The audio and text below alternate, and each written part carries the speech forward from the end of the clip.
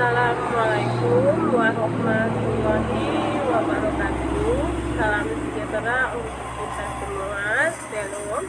Perkenalkan, saya Teresia Mega Putri Sinurat dari kelas keuangan daerah D4 dengan NIM C0E020007 ingin mempresentasikan mengenai bab 12 mengenai akuntansi pendapatan LRA dan LO, yang dimana terdapat subpokok pembahasan materi, yaitu yang pertama, apa yang dimaksud dengan akuntansi pendapatan, apa jenis-jenis pendapatan dalam akuntansi, apa yang dimaksud dengan LRA, apa manfaat dari LRA, apa yang dimaksud dengan LO, dan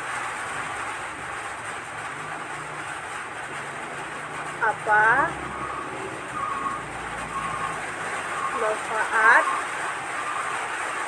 dari LO.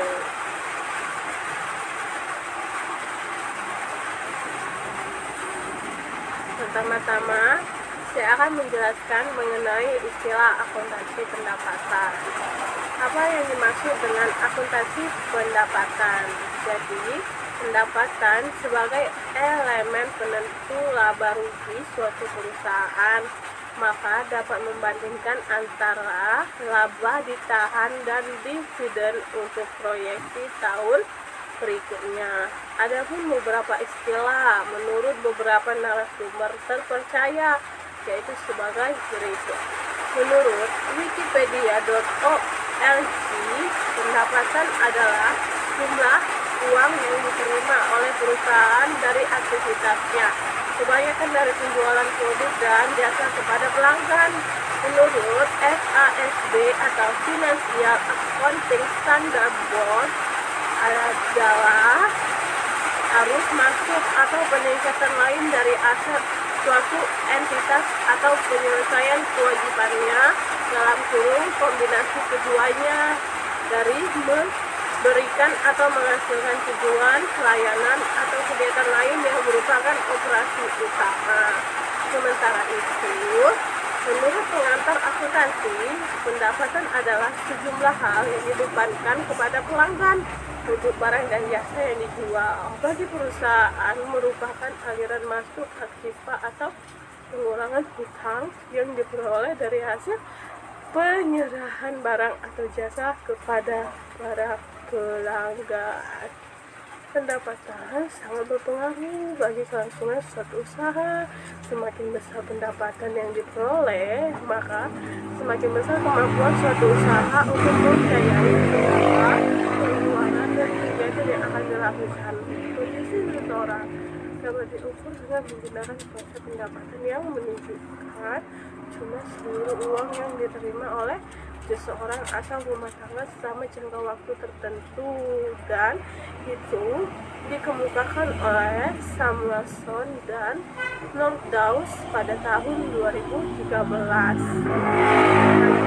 Selanjutnya yang kedua, jenis-jenis pendapatan dalam akuntansi. Secara garis besar, pendapatan digolongkan menjadi 3 golongan dan dikemukakan oleh Suparmoko dalam